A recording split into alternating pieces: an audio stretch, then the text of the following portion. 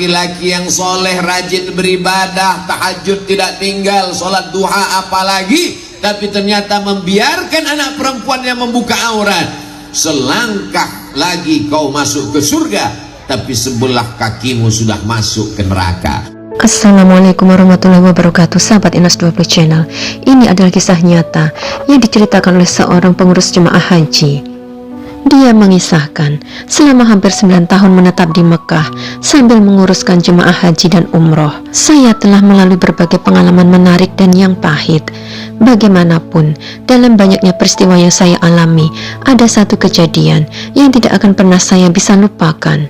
Kisah ini terjadi pada seorang wanita yang berusia di pertengahan 30-an pada saat saya mengurus satu rombongan haji. Setibanya wanita tersebut dan rombongan haji di lapangan terbang Jeddah, kami sambut dengan sebuah bus. Semuanya terlihat riang sebab ini adalah pertama kalinya mereka melaksanakan haji. Setelah itu, saya membawa mereka menaiki bus dan dari situ kami menuju ke Madinah. Alhamdulillah, segalanya berjalan lancar hingga kami sampai di Madinah. Tiba di Madinah, semua orang turun dari bus. Turunlah mereka satu persatu sampai tiba pada giliran wanita tersebut. Tanpa sebab yang jelas, tiba-tiba wanita itu jatuh tidak sadarkan diri, yang secara langsung setelah menginjak bumi Madinah. Sebagai orang yang diberi tanggung jawab untuk mengurus jemaah itu, saya pun bergegas menuju ke arah wanita tersebut. Jemaah ini sakit, kata saya pada jemaah yang lain. Suasana yang tadinya tenang serta-merta bertukar menjadi cemas, dan semua jemaah terlihat panik atas kejadian ini. Badan dia panas dan menggigil. Jemaah ini tak sadarkan diri. Cepat tolonglah saya, kita bawa dia ke rumah sakit, kata wanita pengurus jemaah itu. Kemudian wanita itu dibawa ke rumah sakit di Madinah yang terletak tidak jauh dari tempat itu. Sementara itu, jemaah yang lain diantar ke tempat penginapan masing-masing. Sampai di rumah sakit Madinah, wanita itu masih belum sadarkan diri. Berbagai usaha dilakukan oleh dokter untuk memulihkannya, namun semuanya gagal. Sementara itu, tugas mengurus jemaah perlu saya teruskan. Saya terpaksa meninggalkan wanita itu di rumah sakit. Namun dalam kesibukan mengurus jemaah, saya menghubungi rumah sakit Madinah untuk mengetahui perkembangan wanita itu. Namun saya diberi kabar bahwa dia masih tidak sadarkan diri. Selepas 2 hari, wanita itu masih juga tidak sadarkan diri.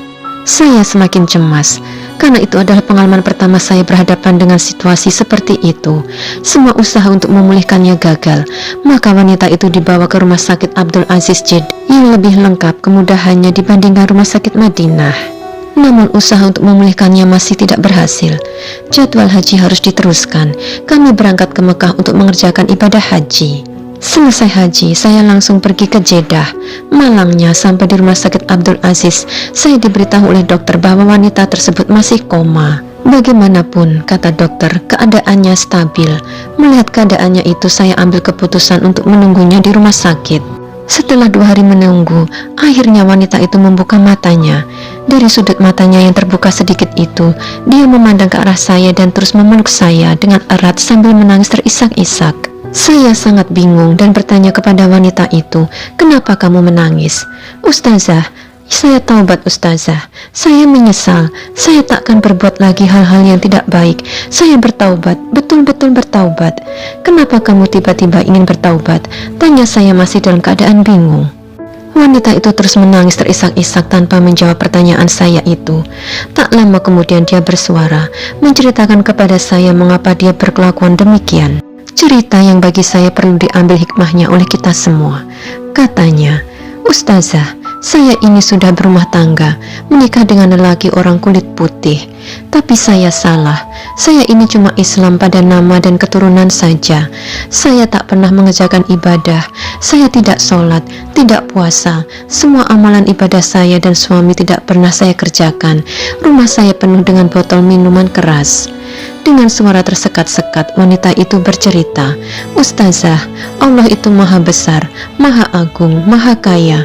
Semasa koma, saya telah diazab dengan siksaan yang benar-benar pedih atas segala kesalahan yang telah saya buat selama ini. Betulkah? Tanya saya terkejut. Betul Ustazah, selama koma itu saya telah ditunjukkan oleh Allah tentang balasan yang Allah beri kepada saya. Balasan azab Ustazah, bukan balasan surga. Saya rasa seperti diazab di neraka. Saya ini seumur hidup tak pernah pakai jilbab. Sebagai balasan, rambut saya ditarik dengan bara api. Sakitnya tidak bisa saya ceritakan dengan kata-kata. Menjerit-jerit saya minta ampun, minta maaf kepada Allah. Bukan itu saja, buah dada saya pun diikat dan dijepit dengan penjepit yang dibuat daripada bara api. Kemudian ditarik ke sana sini, putus, jatuh ke dalam api neraka. Buah dada saya hancur terbakar, panasnya bukan main. Saya menjerit, menangis kesakitan. Saya masukkan tangan ke dalam api itu dan saya ambil buah dada itu kembali. Betapa pedihnya azab itu Ustazah. Nauzubillahi min zalik.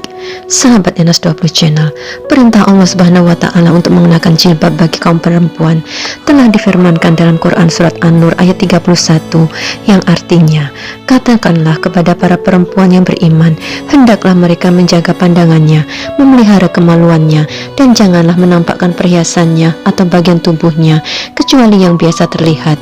Hendaklah mereka menutupkan kain kerudung ke dadanya. Dan jika seorang muslimah tidak mengenakan jilbab, maka ayahnya pun akan mendapatkan siksa seperti yang dituturkan oleh Ustadz Abdul Somad berikut ini. Mari kita simak sejenak. Seorang laki-laki yang soleh, rajin beribadah, tahajud tidak tinggal, sholat duha apalagi, tapi ternyata membiarkan anak perempuannya membuka aurat. Selangkah lagi kau masuk ke surga, tapi sebelah kakimu sudah masuk ke neraka. Kalau sayang pada ayahmu, sayang pada ibumu, maka tutuplah rambutmu.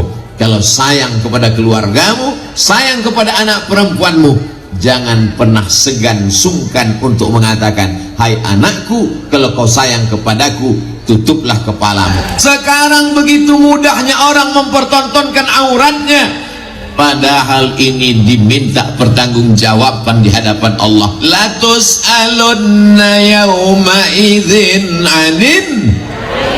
Segala nikmat akan ditanya, akan dipersoalkan, akan dipertanggungjawabkan. Sehelai rambutmu. La yadkhulul jannata dayyus, tidak masuk surga dayyus.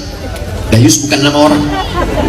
Siapa dayyus itu ya Rasulullah? Alladzi la yagharu ala maharimihi, tidak ada rasa cemburu kepada mahramnya.